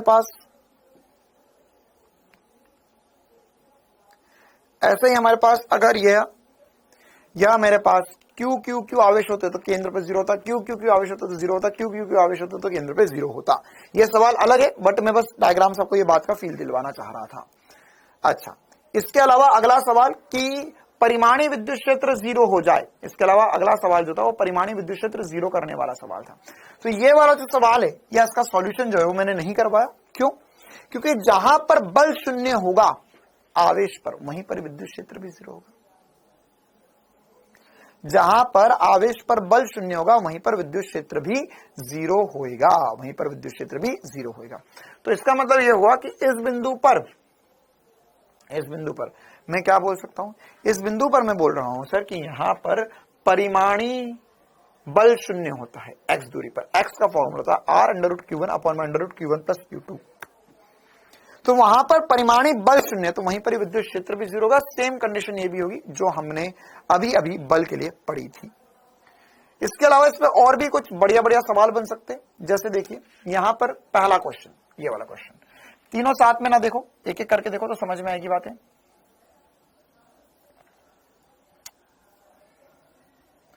यहां पर हमें बोला कि एक प्लस क्यू आवेश, एक प्लस क्यू आवेश, P बिंदु पर मुझे परिमाणी विद्युत क्षेत्र की तीव्रता पता करनी है। तो एक त्रिभुज की आकृति बन रही है यहां पर, बिल्कुल सर। तो P बिंदु पर 2 विद्युत क्षेत्र होंगे, ये होगा KQ बाय A स्क्वायर, ये भी होगा KQ बाय A स्क्वायर। कोण बन रहा है 60 डिग्री, इनका परिमाणी हो जाएगा √3 गुणा, इनका परिमाणी कितना हो जाएगा √3 गुणा √3 KQ बाय A का स्क्वायर हो जाएगा। इसी प्रकार से यहां पर क्या होगा सर जी, यहां पर अगर प्लस क्यू आवेश है, प्लस क्यू आवेश है, प्लस क्यू आवेश है, तो इस बिंदु पर परिमाणी विद्युत क्षेत्र की तीव्रता ज्ञात करना है ना। इसमें 2 बिंदु पूछे थे मैंने, P भी पूछा था, R भी पूछा था, मतलब इस बिंदु पे भी पता करो, इस बिंदु पे भी पता करो। तो अगर आप P पर देखोगे तो आपको बनाना पड़ेगा एक वर्ग जैसा बन रहा है सर ये, और ये विद्युत क्षेत्र होगा KQ बाय A स्क्वायर, ये होगा KQ बाय A स्क्वायर, ये वाला होगा KQ बाय √2A का स्क्वायर, KQ बाय √2A का स्क्वायर। तो हमने इसको पूरे को सॉल्व किया है ना, इसको यहां पर सॉल्व किया, ई नेट जो हो जाएगा ये एग्जैक्टली जैसे परिमाणी बल देखा था वैसा का वैसा ही है। तो यहां होगा √2 KQ बाय A स्क्वायर, इन दोनों का परिमाणी √2 KQ by A square, KQ by A square का परिमाणी √2 KQ बाय A स्क्वायर हो गया। ये वाला जो विद्युत क्षेत्र है वो होगा KQ बाय 2A का स्क्वायर। इसको सॉल्व करा, सेम आंसर आएगा जो बल में आया था। आर बिंदु पर देखेंगे तो क्या होगा, आर बिंदु में भी एक त्रिभुज के भांति आकार बन गया, त्रिभुज के भांति आकार बन गया। तो आर बिंदु पर कैलकुलेट करना बहुत आसान। क्यों? क्योंकि सर देखो ये वाले के कारण विद्युत क्षेत्र इस दिशा में होगा और इस वाले Q3 के कारण इस दिशा में होगा। Q1 और Q3 के कारण जो विद्युत क्षेत्र होगा वो सेम होगा क्योंकि दूरी बराबर है, आवेश समान है। तो यहां पर E1 की वैल्यू जो होगी KQ बाय R स्क्वायर होगा और यही E3 के बराबर होगा। यही किसके बराबर होगा? E3 के बराबर होगा। तो यहां पर E1 और E3 जो होंगे वो आपस में बराबर हो जाएंगे, है ना। E1 और E3 आपस में बराबर हो जाएंगे, E1 और E3 कैंसिल हो जाएंगे। तो E नेट जो होगा वो केवल E2 के कारण ही बचेगा। किसके कारण बचेगा? E2 के कारण। और E2 के कारण क्या होगा? KQ बाय R का स्क्वायर हो जाएगा। क्या हो जाएगा? KQ बाय R का स्क्वायर हो जाएगा। और ये R क्या होगा? ये वाली दूरी होगी सब पूरी होती है √2A, तो ये हो जाएगी इसकी आधी, तो हो जाएगा A बाय √2। तो A बाय √2 हम वैल्यू सब्स्टिट्यूट करेंगे तो आंसर आएगा 2KQ बाय A स्क्वायर। ठीक है, ये वाले सवाल में किसी को कोई भी डाउट? और इस सवाल भी, ये भी सेम सवाल है, केंद्र पर विद्युत क्षेत्र 0 होगा। साथ ही साथ ये इंपॉर्टेंट सवाल था, ये इंपॉर्टेंट सवाल था। हाँ भाई, यहां तक किसी को कोई भी डाउट हो तो पूछ लो, बाकी समझ में आ गया हो, रिवीजन हो गया हो तो थम्स अप कर देंगे एक बार जल्दी से, थम्स अप करेंगे एक बार जल्दी से।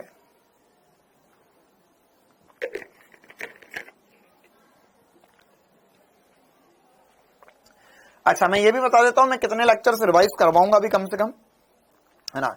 ये वाली क्लास अब हो ही गई है ऑलमोस्ट, इसके हमने 1 से 2 क्लासेस और हम पढ़ेंगे पूरी पूरी, मतलब अभी हमारा ये लेक्चर नंबर 5 था ना ये, तो 6 या 7 क्लास आज के दिन में मैं रिवाइज करवाऊंगा, है ना। जो बच्चे ए स्टार बैच में होने में बता दूं, आज ए स्टार बैच की क्लास मुझे होना मुश्किल लग रही है, क्योंकि इसमें 1:30 पौने 2 के करीब टाइम हो जाएगा, है ना। फिर उसके बाद में मेरी 3 बजे से फिर से एक और क्लास है, 4 बजे फिर क्लास है, 7:30 बजे फिर क्लास है, 6 बजे भी क्लास है, तो है ना, बीच में मुझे खाना खाने का भी टाइम नहीं मिल पाएगा, तो इसलिए हम कल कर लेंगे। कल ए स्टार बैच की बायो की क्लास होती है ना, मैं पार सर को बोल दूंगा, वो इंटरचेंज कर लेंगे।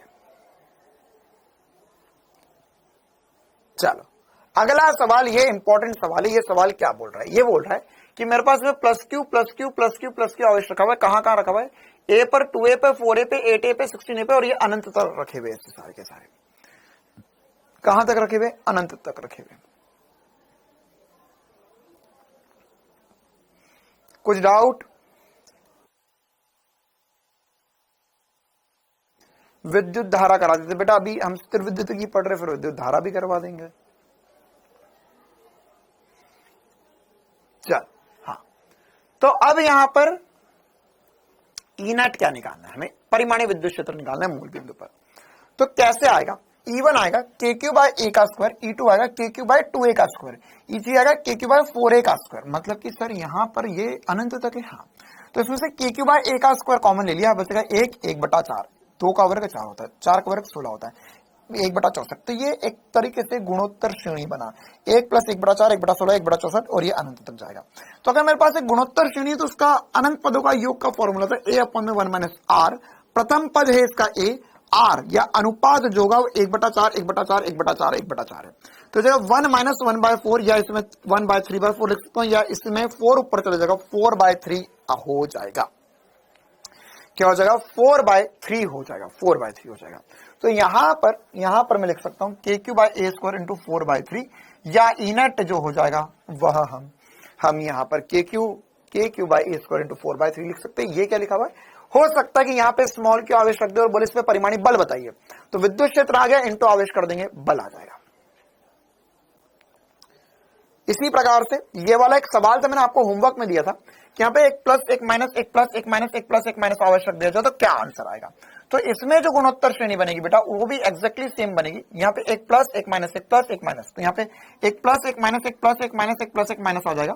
तो इसमें बस इतना सा अंतर आएगा, इसमें इतना सा अंतर आएगा कि जो अनुपात लूंगा मैं वो माइनस का 1/4 आ जाएगा, माइनस का 1/4 आ जाएगा। तो यहाँ पे 1 - 1/4 या प्लस हो जाएगा, माइनस प्लस हो जाएगा। तो इसको सॉल्व करके बच्चे लेकर आए थे, उन्होंने मुझे आंसर बताया 4/5 होगा। आप लोग भी सॉल्व कर सकते हैं एक बार। इसी प्रकार से, हाँ, इसी प्रकार से एक और क्वेश्चन था, हमें बोला था कि Q का मान क्या होना चाहिए ताकि निकाय साम्यावस्था में रहे। तो यह क्वेश्चन भी, है ना, हमने, अच्छा, ये एक्चुअल में ये वाला क्वेश्चन इसलिए करवाया था क्योंकि पिछली क्लास में मैंने इस प्रकार के क्वेश्चन करवाया था, इसका आंसर नहीं आया था। तो ये वही वाला सवाल है कि इस पर मुझे परिमाणी बल 0 करना है। तो इस पर परिमाणी बल 0 करना है तो कैसे करूंगा मैं? कहानी क्या है कि इसमें देखो हमें बल निकालते आता है किसी भी एक कोने वाले आवेश पर, लेकिन इस पर अब परिमाणी बल 0 करना है। तो परिमाणी बल 0 करने के लिए एक बात पक्का होनी चाहिए सर, कि यहां पर ये दोनों आकर्षित करे से और ये प्रतिकर्षित करे, तभी नेट 0 हो सकता है। ये जड़ आकर्षित कर रहा है, ये जड़ आकर्षित कर रहा है, इन दोनों का परिमाणी इस दिशा में आएगा, और उसके बाद में ये इसे प्रतिकर्षित कर रहा है, तो ये वाला बल और ये वाला बल एक दूसरे को कैंसिल आउट कर जाएंगे। तो यहां पर ये F क्या हो जाएगा? F1 हो जाएगा KQ/A स्क्वायर, KQQ/A स्क्वायर। ये बल लिख रहा हूं, विद्युत क्षेत्र नहीं लिख रहा हूं, ये सवाल विद्युत क्षेत्र पे भी आ सकता है, सेम एज इट इज। और F3 जो हो जाएगा वो हो जाएगा KQQ/√2A का स्क्वायर। फिर इनको मैंने बराबर कर दिया, ये और ये, इनका परिमाणी √2 गुना होगा, और ये तीसरा वाला बल क्या है? KQ/√2A का स्क्वायर। इनको बराबर करके हम आंसर लेकर आ गए। क्लियर है मामला? आगे बढ़े। हाँ, मैंने बताया था, बिल्कुल सही बात है। ये क्या खुल गया? चलिए,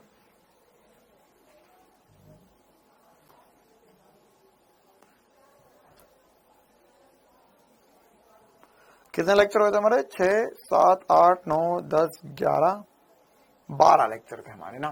तो मतलब ऐसा है कि कम से कम आधे लेक्चर्स आज हम रिवाइज कर ले तो ज्यादा सही रहेगा हमारे लिए।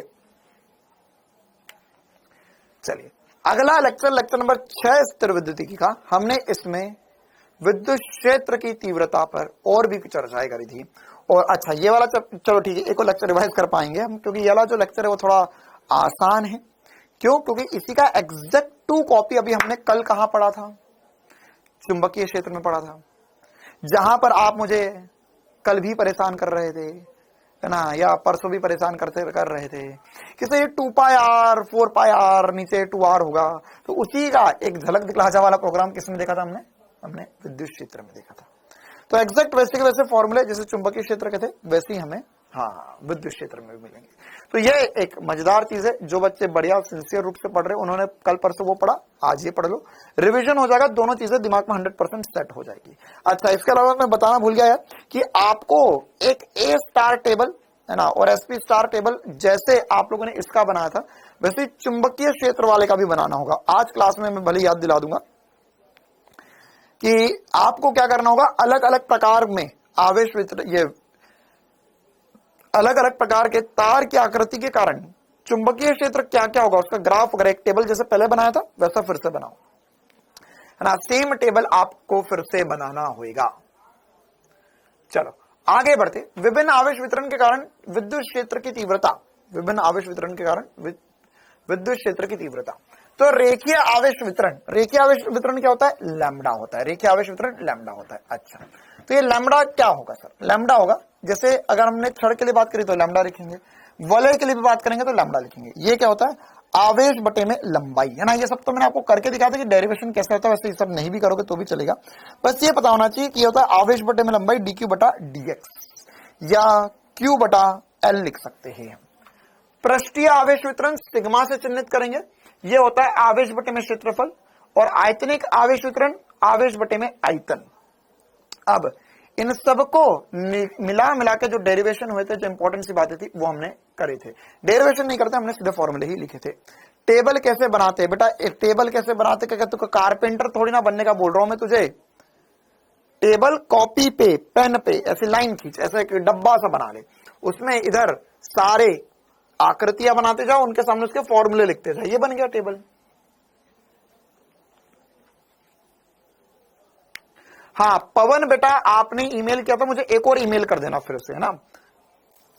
चलो, तो यहां पर एक समान रूप से आवेशित छड़ के कारण विद्युत क्षेत्र, तो अगर हमारे पास यहां यह लैम्बडा आवेश वितरण है इसमें, और ये बिंदु है जिस पर हमें विद्युत क्षेत्र की गणना करना है, तो मान के चलो यहां पर ऊपरी सिरे पे कोण अल्फा बन रहा है, निचले सिरे पे कोण बीटा बन रहा है। तो यहां पर एक्चुअल में विद्युत क्षेत्र जो होगा, देखो क्या होगा, इसमें ये पॉजिटिव छड़ है तो उसके कारण विद्युत क्षेत्र इस दिशा में भी होगा और थोड़ा नीचे की भी दिशा में होगा। परिमाणी विद्युत क्षेत्र असल में इस तरफ होगा। कैसे पता चला सर आपको? मान के चलो, देखो ऐसा समझो, है ना, ऐसा समझो कि यहां पर 1000 लोग खड़े हुए हैं, वो सब सीधे सीधे गोलियां मार रहे हैं तुम्हें। तो अगर तुम यहां पर खड़े हो और ऊपर 500 और नीचे 500 है, तो तुम्हें पता चला कि सर ऊपर 500 नीचे 500, तो नेट गोलियां जो होंगी, है ना, वो गोलियां सब तुम्हारी तरफ चला रहे हैं, सब तुम्हें गोली मारना चाहते हैं। तो इन सब की जो नेट गोलियां होंगी सर, तो इसमें इस दिशा की कैंसल आउट हो जाएगी। एक गोली इधर चल रही है, एक गोली इधर चल रही है, तो वो इस दिशा की कैंसल आउट हो जाएगी, केवल इस दिशा में बचेगी। लेकिन अगर मान के चलो मैं ऐसी जगह पे खड़ा हूं जहां ऊपर 700 लोग नीचे 300 लोग है ना, मेरे ऊपर 700 है नीचे 300 है, तो अब इनकी गोलियां कैंसल आउट नहीं होंगी, तो नेट गोली इस दिशा में पड़ेगी। नीचे ज्यादा आवेश हो गया तो नेट गोली इस दिशा में पड़ेगी, नेट विद्युत क्षेत्र इस दिशा में आएगा। तो वही सब कुछ कैलकुलेट करने के लिए हमारे पास हमने विद्युत क्षेत्र के 2 घटक कर दिए। एक तार के लंबवत या ई परपेंडिकुलर बोलते हैं हम इसे, और ये होता है के क्यू, यह होगा के लैम्डा बटा R sine alpha plus sine beta, और यहां पर ई पैरेलल तार के समांतर होता है के लैम्डा बटा R cos alpha minus cos beta. इसमें एग्जाम्पल के लिए हमने देखा था कि अगर 45 डिग्री का कोण होता है तो ऊपर और नीचे बराबर होगा, तो ई पैरेलल शून्य हो जाएगा, ई परपेंडिकुलर बचेगा केवल 45 डिग्री रखकर।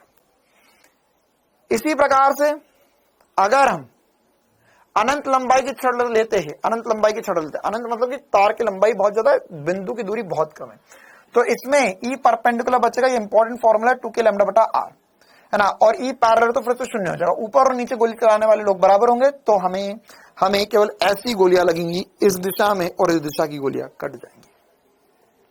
इसका ग्राफ ऐसा बनेगा, व्यक्त क्रमानुपाती होगा आर के। इसी प्रकार से मेरे पास एक अगर अर्ध अनंत छड़ होती है तो इस दिशा में भी बचेगा और इस दिशा में भी विद्युत क्षेत्र बचेगा। के लैम्डा बटा आर साइन 90 प्लस साइन 0, के लैम्डा बटा आर कॉस 90 माइनस कॉस 0। इसको पूरा सॉल्व करेंगे, के लैम्डा बटा आर माइनस के लैम्डा बटा आर। माइनस क्यों आया? क्योंकि नीचे की दिशा में, हमें पता था नीचे की दिशा में आना चाहिए। परिमाणी √2 के लैम्डा बटा आर हो जाएगा। इसी प्रकार से हाँ भाई, एक समरूप आवेशित वलय के कारण विद्युत क्षेत्र क्या होगा? एक समरूप आवेशित वलय के कारण विद्युत क्षेत्र, तो सर अगर वलय के केंद्र पर देखा तो विद्युत क्षेत्र की तीव्रता शून्य होती है, चुंबकीय क्षेत्र शून्य नहीं था, विद्युत क्षेत्र शून्य होगा, एक दूसरे को कैंसिल आउट कर जाएगा। छड़ के अनुदिश किसी बिंदु पे देखेंगे तो हो जाएगा के क्यू एक्स अपॉन में R square plus x square की power 3/2, K Q x upon में R square plus x square की 3/2 पावर 3/2। यहां पर यह वलय है, इसमें यहां पर इसमें x दूरी पर अगर हम विद्युत क्षेत्र देखेंगे तो क्या आएगा? यह आएगा के क्यू एक्स अपॉन में R square plus x square की पावर 3/2 हो जाएगा। साथ ही साथ यहां पर ई नेट जो बनेगा, ई नेट क्या बनेगा? यह हो जाएगा सर, ये होगा यहां पर, या इसका ग्राफ कैसा बनेगा? केंद्र पर तो 0 था, जैसे जैसे दूर जाएंगे विद्युत क्षेत्र बढ़ेगा, एक बिंदु पे अधिकतम आएगा फिर घटेगा, तो r बटा √2 पे अधिकतम मान आता है। और इसमें जो सबसे इंपॉर्टेंट सी बात है कि अगर हमारे पास एक अर्ध वलय होती है या 1/4 वलय होती है तो उसके कारण विद्युत क्षेत्र कहां आता है?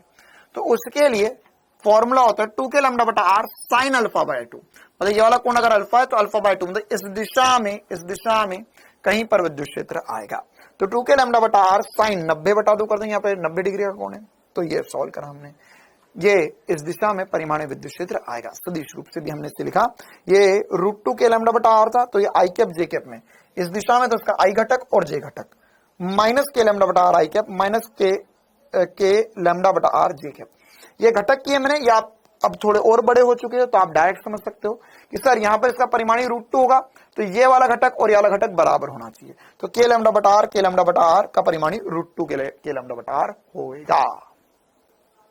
ओके, इसी प्रकार से बोला एक पूरी आवेशित वलय, इतने पे आवेश पॉजिटिव है, इतने से पे नेगेटिव है, तो परिमाणी विद्युत क्षेत्र कहां होगा? तो सर ये पॉजिटिव एक दूसरे को काट देगा, ये पॉजिटिव कारण इधर होगा, इस नेगेटिव कारण भी इधर ही होगा, तो रिजल्टेंट इस तरफ आ जाएगा।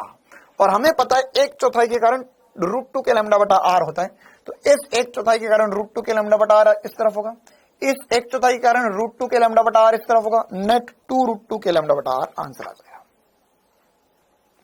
आगे बढ़ते हैं और पिच करते हैं। हाँ, ये तो वैसे मैंने बता दिया अभी। हाँ, अगर हमारे पास अनंत लंबाई की एक समतलीय चादर होती है तो उसके कारण विद्युत क्षेत्र क्या होता है? तो उसके कारण विद्युत क्षेत्र होता है सिग्मा बटा 2 एप्सिलॉन। ये इंपॉर्टेंट है, अभिज्ञा हमें संधारित्र में भी काम आया था। तो यह एक समान विद्युत क्षेत्र होता है अनंत समतलीय एक समान रूप से आवेशित चादर के कारण, है ना। यहां पर विद्युत क्षेत्र ई पर निर्भर नहीं करता, एक समान विद्युत क्षेत्र होता है, सबसे इंपॉर्टेंट सी बात। इसके अलावा, है ना, हमने कुछ और इंपॉर्टेंट सी बातें पढ़ी थी विद्युत क्षेत्र को लेकर, इसमें और भी कुछ इंपॉर्टेंट से सवाल किए थे। क्या कि अगर हमारे पास एक बाह्य विद्युत क्षेत्र में मेरे पास एक आवेश रख दिया जाए तो उस पर बल क्या लगेगा, कहानी क्या होगी? तो उस पर जो बल लगेगा वो होता है आवेश इंटू विद्युत क्षेत्र। अच्छा सर, ये होगा F बराबर ma, तो इसका त्वरण होगा QE बटे में m। मतलब अगर एक आवेश को मैं बाह्य विद्युत क्षेत्र में रख दूं तो उसका त्वरण होता है QE बटे में m। फिर हमसे ऐसा पूछ सकते हैं कि t समय बाद उसका वेग क्या हो जाएगा, तो त्वरण इंटू समय कर दिया। दूरी कितनी चलेगा, इसमें गतिज ऊर्जा भी पूछ सकते हैं, तो गतिज ऊर्जा क्या होगी, ½ mv²। तो टी समय बाद उसकी गतिज ऊर्जा क्या हो जाएगी, तो हाफ एम वी आपके पास आ गया, हाफ एम वी स्क्वायर लिख सकते हो। संवेग पूछ सकता है टी समय बाद, तो एम वी संवेग लिखा जा सकता है। तो ये सारी बातें आपसे पूछी जा सकती है। इस पर आधारित मैंने एक बहुत ही जोरदार जबरदस्त जिंदाबाद जेई का सवाल करवाया था, थोड़ा सा रिवाइज करवा देता हूं। ये वैसा ही है कि एच ऊंचाई से अगर मैंने एक गेंद को प्रक्षेपित किया तो क्या होगा, तो यहां पर वैसा ही कुछ हुआ कि एक मैंने आवेश को यू वेग से एक विद्युत क्षेत्र जो नीचे की दिशा में, ऊपर पॉजिटिव प्लेट नेगेटिव प्लेट है तो इस दिशा में विद्युत क्षेत्र होगा, उसमें प्रक्षेपित किया तो परवलय पथ पर जाएगा। क्यों?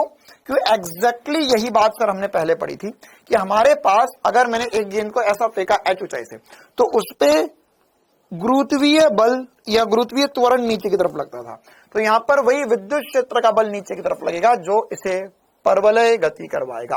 एग्जैक्ट वैसी की वैसी बात है। तो वहां जो फॉर्मूले, सारे फॉर्मूले यहां पर वैसे के वैसे काम आएंगे। तो यह क्या होगा बेटा, यहां पर प्रारंभिक वेग यू होगा इस दिशा में, इस दिशा का कोई प्रारंभिक वेग नहीं होगा जैसे एच ऊंचाई से क्षैतिज प्रक्षेपण देखा था।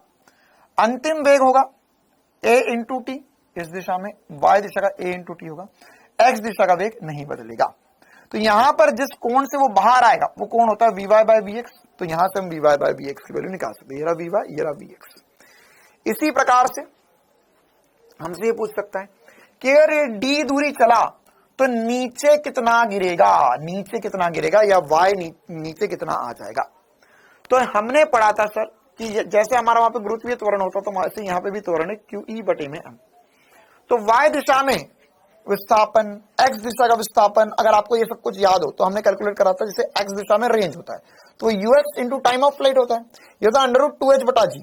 तो वही वाली बात यहाँ पे y, यहाँ पर y गिरा है तो √2y बटे में g की जगह लिखेंगे त्वरण, ये होगा QE बटे में m हो जाएगा। इसमें दोनों तरफ वर्गीकरण करा, इसको पूरे को सॉल्व किया मैंने, है ना। ये a त्वरण है, फिर यहां पर मैंने a की वैल्यू QE बटे में m लिखा। ये y याद रखना चाहो तो रख लो, बाकी थोड़ा सा डेरिवेशन टाइप याद होना चाहिए कि कैसे निकाला था हमने ये। इसके साथ ही साथ ऐसा भी सवाल बन सकता है, ऐसा भी सवाल बन सकता है कि भैया हमने इसे किसी कोण पर प्रक्षेपित कर दिया, तो ये भी सारी की सारी बातें वैसी होगी जैसे हमने धरातल से धरातल प्रक्षेपण में देखी थी। चलो, इसके अलावा लास्ट बात विद्युत बल रेखाएं, है ना। विद्युत बल रेखाएं क्या है, एक तरीके से काल्पनिक, आप ऐसा बोल सकते हो कि यहाँ पे काल्पनिक रेखाएं होती है जो हमें ये बताती है कि विद्युत क्षेत्र कैसा है, कितना है और कहां पर है। जैसे यह एक पॉजिटिव आवेश होगा तो उससे त्रिज्यीय रूप से बाहर है, नेगेटिव आवेश में त्रिज्यीय रूप से अंदर है। अगर एक पॉजिटिव एक नेगेटिव आवेश साथ साथ में रख दिया जाएगा तो यहां क्या होगा, यहां पर पॉजिटिव से विद्युत क्षेत्र रेखाएं निकलेंगी, नेगेटिव के अंदर जाएंगे, पॉजिटिव से निकलेंगी, नेगेटिव के अंदर जाएंगे। इसी प्रकार से दो समान आवेश रख देंगे तो ये पॉजिटिव वाली भी अनंत, ऐसा है एक पॉजिटिव है तो पॉजिटिव शुरू होकर अनंत पे जाती है, नेगेटिव के लिए अनंत से शुरू होकर पॉजिटिव पे आती है। अच्छा, अब अगर पॉजिटिव नेगेटिव ही मिल गया तो इसको पता है मुझे अनंत तक जाना है फिर नेगेटिव पे वापस आना है, तो मैंने उसने बोला चलो मैं यहीं घूम जाती हूं। इसी प्रकार से अगर ये पॉजिटिव तो ये, अब इसे जाना तो सीधे था लेकिन इसने प्रत्याकर्षित कर दिया तो ये सीधी इस तरफ घूम के अनंत पे चली जाएंगी। और इसी से जुड़ी और भी कुछ इंपॉर्टेंट बातें पढ़ी थी हमने, है ना, कि यह काल्पनिक होती है, यह आपस में कभी नहीं काटती है, यह बंद पाश नहीं बनाती। सबसे इंपॉर्टेंट सी बात, चुंबकीय क्षेत्र रेखा है बंद पाश बनाती है, बंद पाश नहीं बनाती है। बंद पाश मतलब कि शुरू होगी और अनंत पे खत्म होगी, ये कभी भी घूम कर वापस नहीं आएंगी। किसी को लगा कि नहीं सर यहाँ पे घूम कर आ रही है, नहीं देख यहाँ पे घूम के नहीं आ रही, यहाँ से जा रही है और यहाँ खत्म हो रही है, ये घूम कर वापस नहीं आ रही है, इस तरफ जा ही रही है, आ तो रही नहीं है, तो घूम कर वापस कभी नहीं आएंगी ये। इसी प्रकार से आवेश पर उत्पन्न होने वाली व समाप्त होने वाली बल रेखा है, इसके परिमाण के समानुपाती होती है। जितना ज्यादा परिमाण होगा, जितना ज्यादा आवेश होगा उतनी ज्यादा बल रेखाएं निकलेंगी और जाएंगी। बल रेखा चालक की सतह के लंबवत निकलती है और समाप्त होती है, तो हमेशा एक चालक होगा तो उसके लंबवत निकलेंगे और लंबवत उस पर समाप्त होंगी, सतह के लंबवत।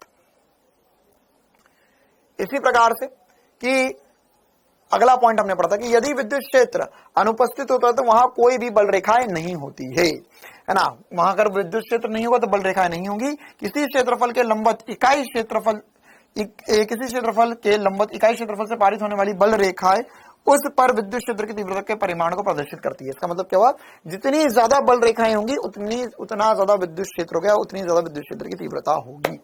जैसे कि सघन रेखाएं प्रबल क्षेत्र को प्रदर्शित करती है, जबकि विरल जो है वह दुर्बल क्षेत्र को प्रदर्शित करती है। मतलब कि अगर बल रेखा एक दूसरे से दूर दूर जा रही है, मतलब कि विद्युत क्षेत्र कमजोर हो रहा है, पास आ रही है तो विद्युत क्षेत्र स्ट्रॉन्ग हो रहा है, प्रबल हो रहा है।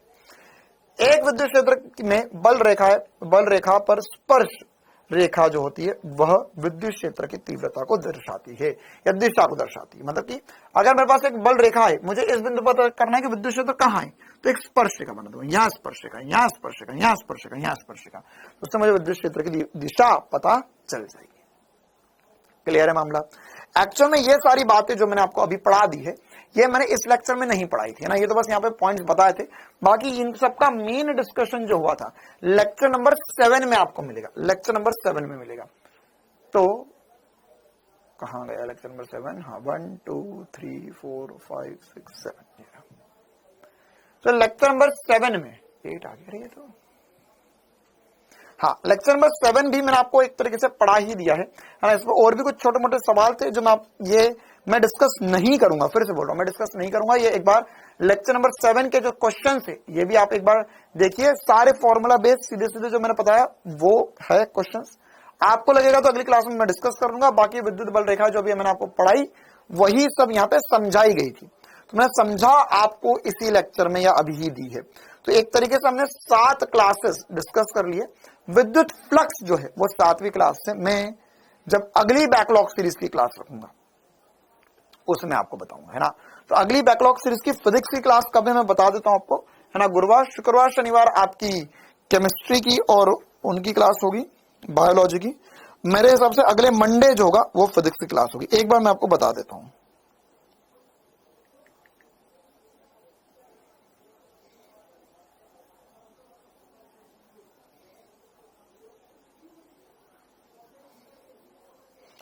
तीस अक्टूबर को मेरी अगली क्लास है। हाँ, मतलब कि मंडे के दिन मेरी अगली क्लास है, ठीक है। तो सोमवार के दिन 12 बजे मैं फिर से मिलूंगा आपको, ये वाला चैप्टर में पूरा खत्म करवा दूंगा, रिवाइज करवा दूंगा आपको। चलिए, तो जितना पढ़ा एक बार रिवाइज कर लेना। हाँ, ए स्टार बैच और जो आपका कमेंट वाला चक्कर है वो अभी मैं समझ लेता हूँ, एक बार मैं उसका समाधान करवाने की पूरी कोशिश करता हूँ, है ना। आज फिर से ए स्टार बैच की भी क्लास नहीं हो पाएगी, मैं कल ले लूंगा, पार्सर को बोल दूंगा सैटरडे को क्लास ले लेंगे ए स्टार बैच की, ठीक है। चलिए, तो जितना पढ़ा एक बार रिवाइज कर लेना। जिनकी क्लासेस छूट गई थी स्पेशली उनके लिए इंपॉर्टेंट बात है। बाकी अब हम मिलेंगे मंडे के दिन। हाँ, अभी 7:30 बजे भी क्लास है हमारी वैसे, लेकिन अब हम मंडे के दिन आगे इसको कंटिन्यू करेंगे। Thank you, tata, bye bye.